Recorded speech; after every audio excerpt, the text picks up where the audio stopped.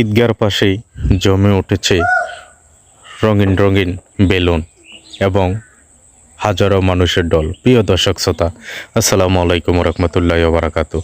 দেশ এবং দেশের বাইরে যে যেখান থেকে আমার এই ভিডিওটি দেখতেছেন, আপনাদের সবাইকে জানাই হৃদয় থেকে ভালোবাসা এবং ঈদ মোবারক। আসলে ঈদের দিন সকালবেলায় আমাদের কুমিল্লা কেন্দ্রীয় ঈদগাহ ময়দানের পাশেই দেখেন কত সুন্দর সুন্দর বেলুন এবং বিভিন্ন রকমের খেলনার জিনিস মেলার মতনই বসে যায়।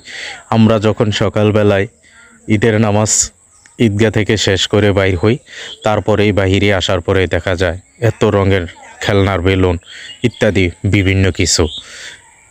প্রিয় গাইস, অসাধারণ লাগে তখনকার।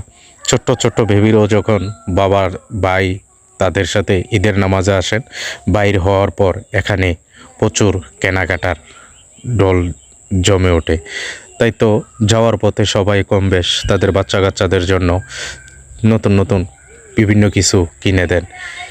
এই ঈদগার মোড়েই এবং সার্কিট হাউস পর্যন্ত এইভাবেই জমে ওঠে সকল কিছু ঈদের আমেজ।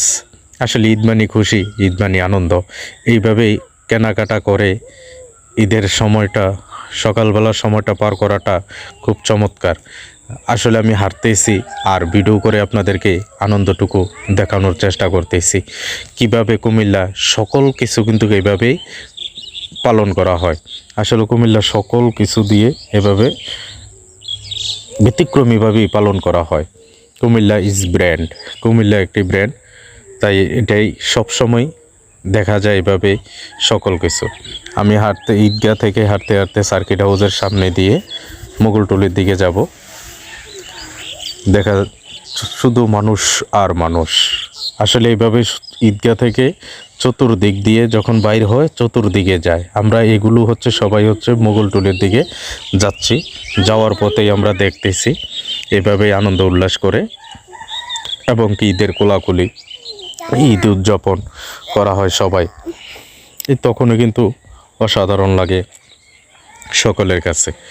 আসলে কার কাছে কেমন লাগে, আপনার জেলা কীভাবে ঈদ আনন্দ উল্লাস করেন সেটা অবশ্য কমেন্ট করে জানিয়ে যাবেন এবং কার কাছে কেমন লাগছে সেটাও মতামত দিয়ে যাবেন। আবারও সবাইকে ঈদের শুভেচ্ছা জানাই।